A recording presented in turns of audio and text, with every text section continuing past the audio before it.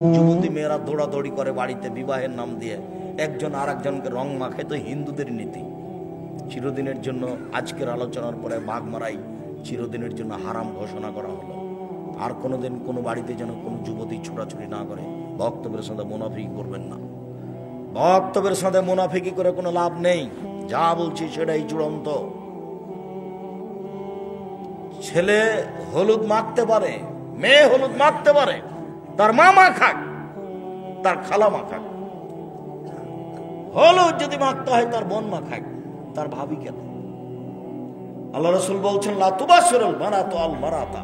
একজন মহিলার গায়ে হাত লাগাতে পারে না। হাত যদি লাগাই তাহলে তার শরীরটা নরম না শক্ত বুঝতে পারবে। ফাতানা চালে যাও যে কানয়ান জুড়ে ইলাইহা, তখন কোন সময়ে তার স্বামীকে বলবে যে সাবিহা, আয়েশার হাতটা এত নরম। তখন তার স্বামী তাকে অন্তরের চোখে দেখবে। একটা মেয়েকে অন্তরের চোখে দেখা হারাম, এ কথা মুহাম্মদ সাল্লাল্লাহু আলাইহি ওয়াসাল্লাম। আল্লাহ রাসূল বলছেন লাইজ রাজুলে ফি সাবিন ওয়াহিদ, একজন পুরুষ আর একজন পুরুষের সাথে এক বিছানে এক লেপের নিচে ঘুমাতে পারে না। আল্লাহ তুবজাল মারাতাল মারাত ফি সাবিন ওয়াহিদ, একজন মহিলা আর একজন মহিলার সাথে এক লেপে ঘুমাতে পারে না।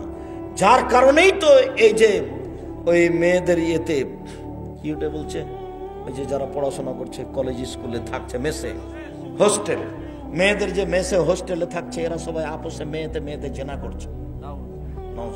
কত প্রায় 999 যে মেয়ে জেনা করেনি, মহিলার সাথে মহিলা জেনা লিপ্ত। রাসূল সাল্লাল্লাহু আলাইহি ওয়াসাল্লাম বলছেন আমার জীবনে বড় ভয়, এটাই আমি জাতির সামনে আশঙ্কা পোষণ করে গেলাম, আমার উম্মত গোপন পাপে লিপ্ত হবে, এটাই আমার ভয়।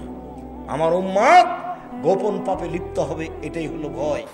পুরুষ পুরুষের সাথে জেনা করছে, নারী নারীর সাথে জেনা করছে, মোবাইলে দিন রাত ল্যাংটা মেয়ে দেখছে, তার জীবনে এটাই আশঙ্কা, এটাই বড় ভয়, যেটা বাস্তব মানুষ করছে। সম্মানিত দিনী ভাই বোন, রাসূল সাল্লাল্লাহু আলাইহি সাল্লাম বললেন একজন পুরুষ একজন মহিলাকে অন্তরের চোখে দেখতে পারে না। একজন মহিলা আর একজন মহিলা যুবতী এক বিছানা শুতে পারে না, বিছানা ভিন্ন করতে হবে। আল্লাহ রাসূল বলছেন যেদিন ছেলের বয়স 10 বছর হয়েছে, 12 বছর হয়েছে, ওর বিছানা ভিন্ন করতে হবে। ওই ছেলে তার বাপের সাথে, ওই ছেলে তার মায়ের সাথে ঘুমাতে পারবে না, ওই ছেলে তার বোনের সাথে ঘুমাতে পারবে না। এই আদেশ মুহাম্মদ সাল্লাল্লাহু আলাইহি সাল্লাম দেন। একই ঘরে একই বিছানায় দুইজন যুবতী মেয়ে থাকতে পারে কি করে? একই ঘরে একই বিছানে দুইজন যুবক থাকতে পারে কি করে? চিরদিনের জন্য হারাম। বুখারী মুসলিম। হলুদ মাখাতে পারে, এই প্রথাতে হলুদ মাখানো হারাম। এবার বরযাত্রী যাবে, ডুলি বিবি যাবে না, কোনো মহিলা যেতে পাবে না। গিয়ে যাওয়ার সময়তে তার বিবাহ ঘেরা হবে না। এক গ্লাসে শরবত, এক গ্লাসে পানি, লবণ দেওয়া আছে, এসব নোংরা প্রথা, এটা করা হবে না। বিবাহের বৈঠকে কোনো কৃত্রিম পথ অবলম্বন করা হবে না। মেয়ের উপস্থিতিতে দুইজন সাক্ষী দিয়ে মোহর উল্লেখ করে বিবাহ পড়াতে হবে। মেয়ের কাছে বিবাহ পড়ানো হারাম, মেয়ের কাছে বিবাহ পড়ানো যাবে না।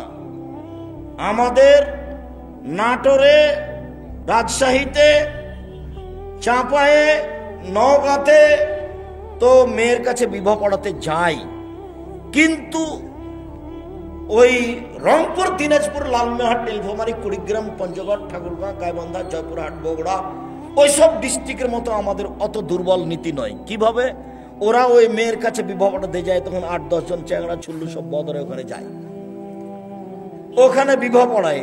অমুক এত টাকা নগদ, এত টাকা বাকিতে তোমাকে বিবাহ করতে এসেছে, তুমি তাকে স্বামী সত্ত্বে কবুল করো। তখন ও বলে কবুল করলাম। এই সবাই শুনেছ? হ্যাঁ শুনেছি।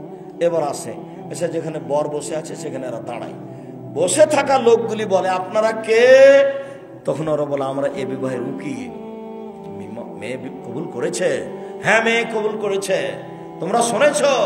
জি শুনেছি। তাহলে বসো। তখন তারা বসে। মনে হচ্ছে পাগলামি কারবার, কলার গাছের চতুর্দিকে ঘরে ঘুরে হিন্দুর বিবাহ লেগেছে। কার বিবাহ লেগেছে? হিন্দুর বিবাহ লেগেছে, তাই কলা গাছের চতুর্দিকে ঘুরছে। ধর্ম পাগল হয়ে গেছে। কিছুই না, এবারে নোংরা কথা, নোংরা নীতি। দুইজন সাক্ষী, খুতবা হবে আগে, মেয়ের বাপ খুতবা দিবে, নাহলে কোন মাওলানা সাহেব দিল। মেয়ের বাপ নিজেই বলবে, আর না হলে মৌলানা সাহেব আগে আগে বলবে, মেয়ের বাপ পিছে পিছে বলবে, আমার মেয়ে আয়েশা এত টাকা নগদ, এত টাকা বাকিতে তোমার সাথে বিবাহ বন্ধনে আবদ্ধ হতে রাজি, তুমি তাকে স্ত্রী হিসেবে কবুল করো। ও বলবে কবুল করলাম। গুরুত্বপূর্ণ কথা 3 বার বলতে হয়, মর্মে বলা যায়, আমার মেয়ে আয়েশা এত টাকা নগদ, এত টাকা বাকিতে তোমার সাথে বিবাহ বন্ধনে আবদ্ধ হতে রাজি, তুমি তাকে স্ত্রী হিসেবে কবুল করো। কবুল করলাম। আমার মেয়ে আয়েশা এত টাকা নগদ, এত টাকা বাকিতে তোমার সাথে বিবাহ বন্ধনে আবদ্ধ হতে রাজি, তুমি তাকে স্ত্রী হিসেবে কবুল করো। ও বলল কবুল করলাম। এ হলো বিবাহ। বিবাহ হয়ে গেছে। আব্দুর রাজ্জাক সাহেব নগদ বাকি মোহরের কথা বলছেন কেন? মোহর বাকি চলে কি? হ্যাঁ চলে। প্রমাণ ওই যে আল্লাহ রসুল, একটা লোক বললো যে আমার সাথে মেয়েটার বিবাহ দিয়ে দেন। তা আল্লাহ রসুল বললেন টাকা পয়সা কিছু আছে? বললেন নেই। এই যে লুঙ্গিটা আছে। বলে কথা হলো, লুঙ্গি যদি তোমার বউকে দাও তো তুমি কি পরবে? কোন লোহার আংটি টাংটি আছে? কিছুই নাই একবারে। আচ্ছা কিছুই নেই, কোরআন মাজিদ পড়তে পারো? জি। অমুক মুখ সূরা মুখস্থ আছে। ঠিক আছে, তুমি তোমার স্ত্রীকে এগুলো শিখিয়ে দিও। শিখিয়ে দেওয়ার বিনিময়ে তোমার বিবাহ দিয়ে দিলাম। এই যে কবে কতদিনে শিখা হয়েছে বাকি মোহর। বাকি মোহরে বিবাহ জায়েজ, তার প্রমাণে এই বুখারী মুসলিমের হাদিস। তবে মোহর জরুরি দিতেই হবে। মরার সময়তে মাপ নেওয়া হারাম। টাকা দিতেই হবে। বাপে টাকা না দিয়ে যদি মারা যায় তাহলে ছেলেকে দিতে হবে বাপের পক্ষ থেকে মাকে। আম্মা আমার আব্বা তো মোহর দিয়ে যেতে পারেনি, যে টাকা নেন 50,000 টাকা মোহর বাবা ছিল আপনার, দিতেই হবে। মোহর হচ্ছে ঋণ, নইলে কিয়ামতের মাঠে নেকি দিয়ে বুঝিয়ে দিতে হবে স্বামীকে। মোহর জরুরি, এটা হলো মৌখিক কোনো কথা নয়। মানুষের জীবনে সবচেয়ে যেটা জরুরি পূর্ণ করা হয় সেটা হলো মোহর। পূর্ণ করতে হবে জরুরি ভিত্তিতে। মোহরের বিনিময়ে মহিলাটাকে হালাল করা হয়েছে, টাকার বিনিময়েই তাকে হালাল করা হয়েছে, মোহর দিতেই হবে। বিবাহ শেষ হয়ে গেছে, এখানে লাফ দিয়ে উঠে বলছে আপনারা মিষ্টি ওয়ালিমা খেয়ে যাবেন। আরে অবাক কথা, ওয়ালিমা তো বাসরাতের ঘরে সকালে হবে, এখন কোনো কথা নেই। এই মেয়ের বাড়িতে যদি খাওয়া দাওয়ার ব্যবস্থা হয় তাহলে খাওয়া দাওয়ার পরে ছেলের বাপ বলবে শ্বশুরকে যে আব্বা আপনার তো অনেক কিছু খরচ হলে, যে 50,000 টাকা থাকলো খরচ বাবদ। তখন তো মেয়ের বাপ বলবে বলো কি তুমি অপমান করতে এসেছ? আচ্ছা যাই বলুক, তার মানে মেয়ের বাপের কোনো খরচ হবে না। আচ্ছা খরচ করতে পারে, তবে ছেলের বাপ ওখানে টাকা পয়সা দিয়ে আসবে, এটাই উচিত। কথা কি বোঝা গেল? এখানে আর কোনো নতুন কোনো কিছু করা যাবে না। চাঁপাইনবাবগঞ্জে এখন পরের দিন ওই মেয়ের বাড়ি থেকে 2 জন আসবে, একে নিতে 4 জন আসবে মেয়েটাকে, আবার ছেলের বাড়ি থেকে যাবে 8 জন, মানে সব সময় ডবল। তারপর কত আম আটা আছে, ব্যবহার আছে, গরু আছে, খাসি আছে, ফার্নিচার আছে, সব হারাম। কোনো লেনদেন চলবে না, কোনো লেনদেন চলবে না, সব বন্ধ। কোনো প্রকার লেনদেন চলবে না। আজকে বউ নিয়ে এসেছে, আবার সকালে যেতে হবে এই বিধান নয়, 2 দিন পরে যাবে। বাসর রাতের সকালে অলিমা হতে হবে, বাসর রাতের ঘর সাজাতে হবে, ঘর সাজানো সুন্নাত। আসমা বিনতে ইয়াজিদ বলছেন কাইয়ামতু আয়েশা তালি রাসূলুল্লাহ সাল্লাল্লাহু আলাইহি ওয়াসাল্লাম, আমি আয়েশাকে সুন্দরী করে সাজালাম আল্লাহর নবীর জন্য। আয়েশা নিজে বলছেন যে আমি আমার বান্ধবীদের কিনে দোলনাতে খেলাচ্ছিলাম, হঠাৎ আমার মা ডাকলেন, আয়েশা। আমি দৌড়িয়ে আসলাম, আমার গায়ে হাতে ধুলোবালি লেগেছিল। তিনি পানি দিয়ে ধুয়ে মুছে দিলেন, তারপর একটা ঘরে নিয়ে গেলেন। দেখি সেখানে আনসারীদের মহিলা। বুঝলাম না মহিলারা, আনসারীরা মহিলারা কেন এখানে?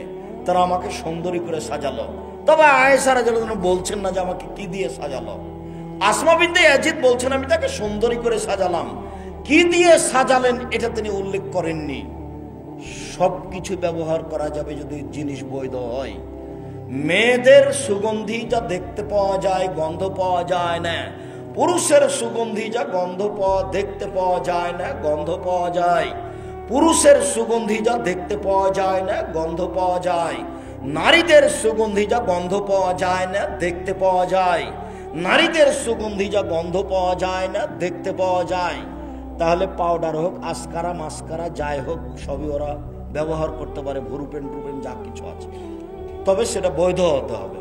উল্লেখ্য যে টিপ দিতে পাবে না, উল্লেখ্য যে নখে নেইল পালিশ দিতে পাবে না। এটা ইহুদি খ্রিস্টানদের পতিতালয়ের মেয়েদের বৈশিষ্ট্য, কপালে টিপ দেওয়া হিন্দুদের বৈশিষ্ট্য। সাথে সাথে ভুরু তোলা হারাম, কাবিরা গুনাহ। বুঝা গেল না? ভুরু তোলে সরু চিকন করা কাবিরা গুনাহ। এই ভুরুতেই যা কিছু আছে, কাজল টাজল সবকিছু দিলে যেটা সহজ হয়। সাজাতে হবে, এ কথাই ঠিক। বাসর ঘর সাজাতে হবে, সেখানে মিষ্টি রস খানা পানি থাকবে, এ কথাই ঠিক। আসমা বলছেন, আয়েশা রাদিয়াল্লাহু আনহা বলছেন, ঠিক 8:30 9টার সময় আমার মা একটা ঘরে নিয়ে গেলেন। দেখি সেখানে আল্লাহ রাসূল কেউ নেই। বিষয়টা বুঝতে পারলাম না, ঘরে কেন কেউ নেই, শুধু কেন আল্লাহ রাসূল? এটা আমি চিন্তা ভাবনা করতে করতেই দেখলাম আসমা 1 গ্লাস শরবত নিয়ে আসলো। এসে আমাকে বলছে, আয়েশা গিলাসটা নাও, শরবতের গিলাসটা নাও। তো আমি নিচ্ছি না, লজ্জা পাচ্ছি। আমাকে ধমক, হাতে ধরো, দে আল্লাহ রসুলকে দাও। আমি গিলাসটা হাতে ধরলাম, আল্লাহ রসুলকে দিলাম। আল্লাহ রসুল পান করলেন।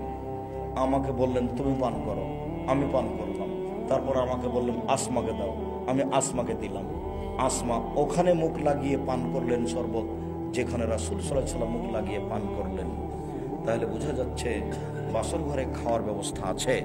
বাসর ঘরে ঢুকে প্রথমে মাথায় হাত দিয়ে দোয়া পড়তে হবে, আল্লাহুম্মা নাসআলুকা খায়রাহা খায়রা মা জাবালতা আলাইহি ওয়া আউযু বিকা মিন শাররিহা শাররা মা জাবালতা আলাইহি। আল্লাহ, এই মেয়েটির কল্যাণ চাচ্ছি, যে কল্যাণ থেকে সৃষ্টি করা হয়েছে। আল্লাহ, এর ক্ষতি থেকে তোমার কাছে বাঁচতে চাচ্ছি।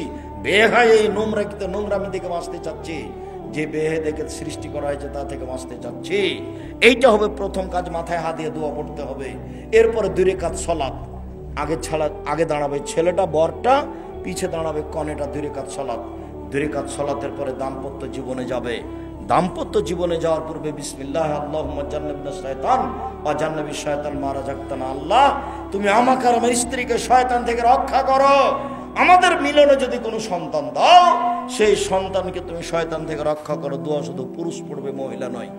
যদি দোয়া না পড়ে, তাহলে এই বাচ্চার উপরে শয়তানের ক্ষমতা থেকে যাবে।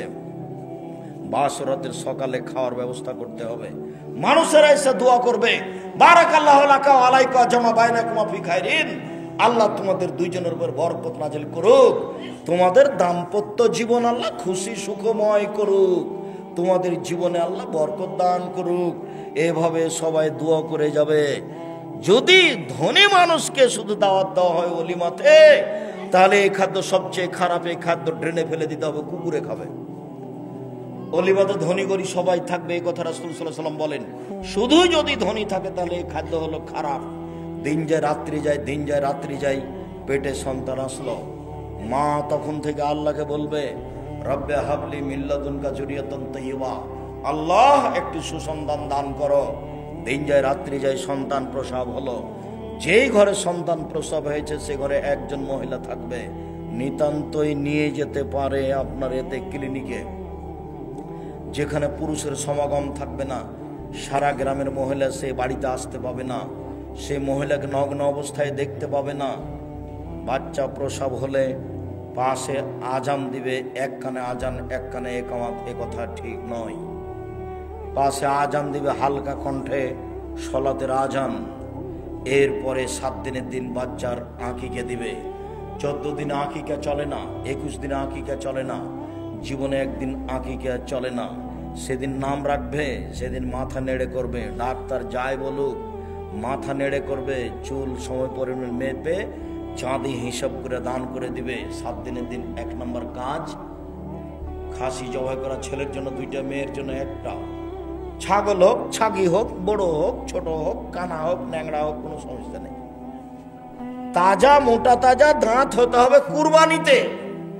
আকিকাতে জান থাকলেই হলো, ছোট বড় যাই হোক, কানা খোড়া যাই হোক। ছেলের জন্য 2টা, মেয়ের জন্য 1টা। 7 দিনের আগেও হবে না, 7 দিনের পরেও হবে না, আকিকা দিতে হবে। তারপরে একজন ভালো মানুষের কাছ থেকে তাহানিক করে আসতে হবে। পরহেজগার, চাচা হোক চাচি হোক, গ্রামের আলেম ওলামা যে হোক, তাহানিক করবে। তাহানিক মানে একটা খেজুর মাওলানা সাহেব মুখে নিয়ে, অল্প একটু নিয়ে খুব ভালো করে চাবিয়ে একবারে পানি পানি করে হাতের আঙ্গুলে নিয়ে বাচ্চার জিবার উপরে দিবে, ভিতর সাইডে। দিয়ে বাচ্চার মাথায় হাত দিয়ে দোয়া করে দিবে।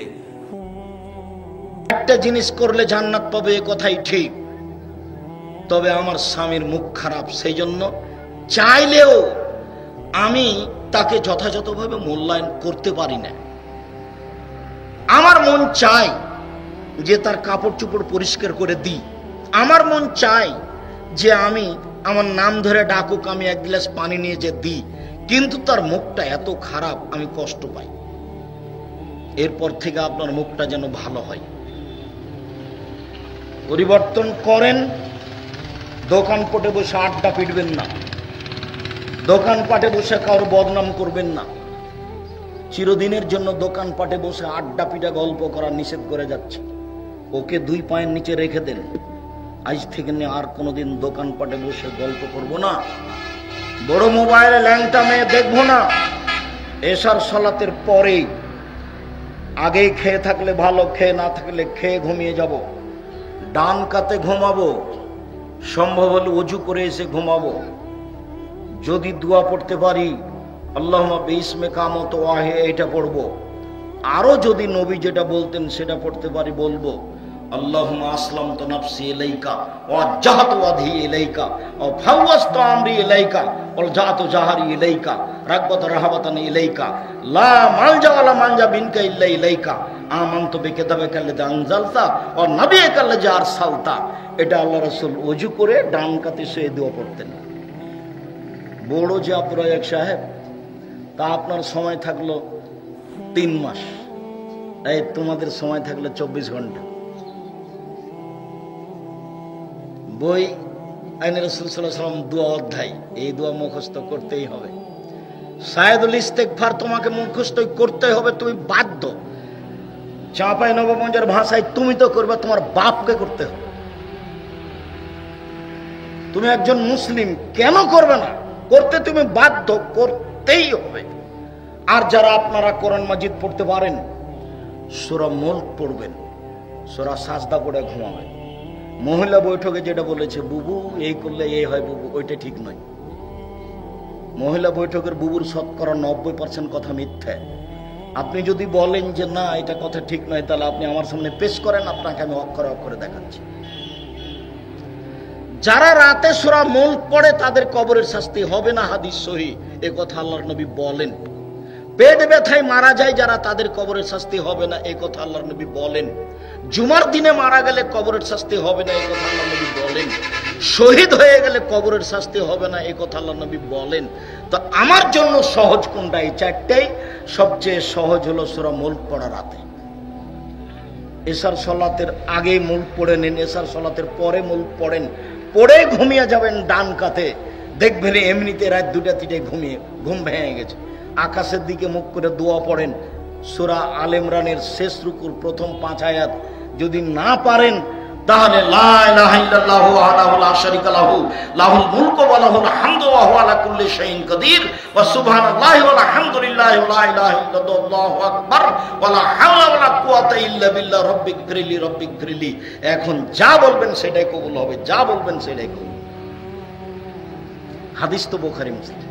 কিছুই যদি না পারেন, সুন্দর করে ওযু করে 2 রাকাত সালাত আদায় করে আল্লাহকে বলেন আমি এটা চাচ্ছি। হাত তুলে বলেন, এইভাবে তুলতে পারেন, এটা স্বাভাবিক। আর যদি এখনই নিতে হয় তাহলে এইভাবে উঠাতে হবে, যেন বগলের শুভ্রতা দেখা যায়। আব্দুর রাজ্জাক সাহেব, আপনারা যে বলছেন হাত তুলে দোয়া চলবে না, আল্লাহুস সামাদ। হাত তুলে দোয়ার জন্যই তো দিন রাত লড়ছি। দোয়ার বইয়ে 24টা জায়গা উল্লেখ করা আছে কোথায় কোথায় হাত তুলে দোয়া করতে হবে, আর 35টা হাদিস পেশ করা আছে সিরিয়াল সহিখালে হাত তুলে দোয়া করার প্রমাণে। যেগুলো বিদআত সেগুলো উল্লেখ করা আছে, ওগুলো থেকে সাবধান বেঁচে থাকতে হবে। 5 ওয়াক্ত সালাতের পরে হাত তুলে সবাই মিলে দোয়া করা যাবে না, এতে রাসূলকে অপমান করা হবে, এই কথাই ঠিক। ঈদের মাঠে করা হবে না, এই কথাই ঠিক। সভা সমিতি শেষে এটা করা হবে না, এই কথাই ঠিক। বিবাহের বৈঠক শেষে এটা করা হবে না, এই কথাই ঠিক। ঈদের মাঠে এটা করা হবে না, এই কথাই ঠিক। হাত তুলে দোয়া করা ব্যক্তিগত ব্যাপার, এই কথাই ঠিক। পানি চাইতে গিয়ে সমষ্টিগত ব্যাপার, এই কথাই ঠিক। 26 বছর থেকে ফতোয়া লিখে, তারপর আপনাদের বাড়ির পাশের মানুষ সাইদুর রহমান ইসাতে ইসলামের প্রিন্সিপাল একসাথে অনেকদিন ফতোয়া লিখেছি, হাতে ফতোয়া লিখা আসছি। এখন সাধারণ মানুষ ফতোয়া বোর্ডের দায়িত্ব পালন করি, দেশ বিদেশের বড় বড় বিদ্বান আমার সামনে বসে থাকেন। সম্মানিত দিনী ভাই বোন, বলছিলাম মহিলা যদি 4টা কাজ করে জান্নাতের সব দরজা খোলা। আপনার মুখখান ভালো করেন। পরের অংশে বলছি আপনি দিনী বোন, আপনার যদি জেনা হয়ে গিয়ে থাকে আজ থেকে কান্নাকাটি শুরু করুন, জিন্দেগিতে আর কোনোদিন এই পাপে লিপ্ত হব না মর্মে আপনি আল্লাহকে বলেন, আপনার পাপ ক্ষমা হবে ইনশাআল্লাহ। আল্লাহ তাআলা বলেন, ওয়ানাহান নাফসা আনিল হাওয়া ফাইনাল জান্নাতা হিয়াল মাওয়া। কেউ যদি তার প্রবৃত্তিকে পাপ থেকে ঠেকাতে পারে, আমি আল্লাহ তাকে জান্নাতুল মাওয়া দিয়ে দিলাম। জান্নাতুল মাওয়া আপনার জন্য অপেক্ষা করছে। আপনি পাপ থেকে নিজেকে ঠেকান, চিন্তা করবেন না 4টা জিনিস করলে মহিলারা জান্নাতে চলে যাবে, এই কথাই ঠিক। আবু হুরায়রা রাদিয়াল্লাহু তাআলা আনহু বলেন, রাসূল সাল্লাল্লাহু আলাইহি সাল্লাম বলেছেন, খায়রুন নিসায়ে, মহিলাদের মধ্যে সবচেয়ে ভালো কে? খায়রুন নিসায়ে, মহিলাদের মধ্যে সবচেয়ে ভালো কে? তখন আল্লাহ রাসূল বলছেন, ইদা নাযারা ইলাইহা সাররাত, স্বামী তার দিকে দেখলে স্বামীকে খুশি করতে পারে। 1 2 ওই যে আমার আতা আথো, স্বামী আদেশ করলে পালন করে। 3 ওই যে গাবান হাফেজাথু, স্বামী যখন বাড়িতে থাকে না তখন মোবাইলে কারো সাথে প্রেমের গল্প করে না। স্বামী যখন বাড়িতে থাকে না তখন দেবর ভাসুরের কারোর সাথে গল্পে লিপ্ত হয় না, ঘরে কাউকে ডেকে নিয়ে এসে বসায় না, স্বামীর অর্থ সম্পদ হেফাজতে রাখে। এই 3টে গুণ আছে যার, সেই নারী সবচেয়ে ভালো। এই কথা মুহাম্মদ সাল্লাল্লাহু আলাইহি সাল্লাম বলেন। 1 স্বামীর সাথে কথা বললে হাসি মুখে বলে। 2 স্বামী আদেশ করলে পালন করে। 3 স্বামী বাড়িতে না থাকলে নিজেকে হেফাজতে রাখে। 3টে গুণ আছে যার, সেই সবচেয়ে ভালো নারী। সম্মানিত দিনী ভাই বোন, আবু সাঈদ খুদরি রাদিয়াল্লাহু তাআলা আনহু বলেন, রাসূল সাল্লাল্লাহু আলাইহি সাল্লাম বলেছেন, আরবাতুন লিসাদা, 4টে জিনিস আছে যার, সবকিছু আছে তার। 4টে জিনিস নেই যার, কোনো কিছু নেই তার। 4টে জিনিস আছে যার, সবকিছু আছে তার। 4টে জিনিস আছে যার, সবকিছু আছে তার। 1 আল মারাতুস সালেহা, ভালো স্ত্রী, পর্দা করে, কথা মানে, যে গুণ আগে বলা হলো। 2 আল জারুস সালেহ, ভালো প্রতিবেশী। ভালো প্রতিবেশী কাকে বলে? সুবিধাই থাকে, অসুবিধাই থাকে। খারাপ প্রতিবেশী কাকে বলে? আপনার ছেলেটা ভাত খাওয়ার পরে খেয়াল করেনি, প্লেটের পানি এভাবে চালিয়ে দিয়েছে, প্রতিবেশীর দেওয়ালে গিয়ে লেগে গেছে, এই যে লেগে গেল। যা বলে, প্রতিবেশীর ছাগলের সিম গাছ খেয়ে নিয়েছে, সিম ধরে ধরে। এইবার বোঝা যাবে ভালোবাসা কাকে বলে, এবার বোঝা যাবে প্রতিবেশী কাকে বলে। প্রতিবেশী ভালো যার, 4টে জিনিস আছে যার, সবকিছু আছে তার। প্রতিবেশী ভালো যার, সবকিছু আছে তার। 3 আল মারকাবুল হানি, একটা ভালো গাড়ি আছে যার, সাইকেলটার কোনো সময় চেন পড়ে না, আর যদি সাইকেল উঠলেই চেন পড়ে তাহলে বুঝতে হবে খারাপ। 4 আল বাইতুল ওয়াসি, প্রশস্ত ঘর। মেহমানকে খেতে দিতে হবে, বসতে দিতে হবে, তার জন্য অন্তত বৈঠকখানাটা বড় হতে হবে। আর যেটা বলেছি সেটা খুব মনে রাখবেন ভালোভাবে, খবরদার বাপের স্বভাবে ফিরে যেতে হবে। আপনার স্ত্রীকে মায়ের স্বভাবে ফিরে যেতে হবে। 150 চাউল রান্না করতে হবে না, হাফ কেজি 2 কেজি রান্না করতে হবে। সারাদিন মেহমানে খাবে, আপনি খাবেন। সকালে রাতে গরুতে খাবে, সকালে পাখিতে খাবে। 150 চাউল রান্না করে মেহমান আসলে চানাচুর বিস্কুট দিয়ে বিদায় করেন, এটা ঠিক নয়। মেহমানকে মূল্যায়ন করতে হবে, ফকিরকে খেতে দিতে হবে। সবচেয়ে শক্তিশালী ইবাদত হলো দান। মেহমানকে, ফকির মিসকিনকে খেতে দেওয়া দান। দানের চেয়ে শক্তিশালী ইবাদত, পাওয়ারফুল, ক্ষমতাধর ইবাদত পৃথিবীতে নেই। সম্মানিত দিনী ভাই বোন, বলছিলাম রাসূল সাল্লাল্লাহু আলাইহি সাল্লাম বলেন, আদ-দুনিয়া কুল্লুহা মাতা ও খায়রু মাতা'আদ দুনিয়া আল মারাতুস সালেহা, গোটা পৃথিবী সম্পদ, সবচেয়ে উত্তম সম্পদ হচ্ছে ভালো স্ত্রী। গোটা পৃথিবী সম্পদ, সবচেয়ে উত্তম ভালো সম্পদ হচ্ছে ভালো স্ত্রী। সাওবান রাদিয়াল্লাহু তাআলা আনহু বলছেন, লাইন আলিমতু আইয়ু শাইইন আফদাল ফানাত্তাকিজাউ, আমরা যদি জানতাম সবচেয়ে ভালো সম্পদ কোনটা, তার যাকাত লাগে না। যদি জানতাম সবচেয়ে ভালো সম্পদ কোনটা, যার যাকাত লাগে না। যদি জানতাম সবচেয়ে ভালো সম্পদ কোনটা, সংগ্রহ করে রাখতাম, যার যাকাত লাগে না।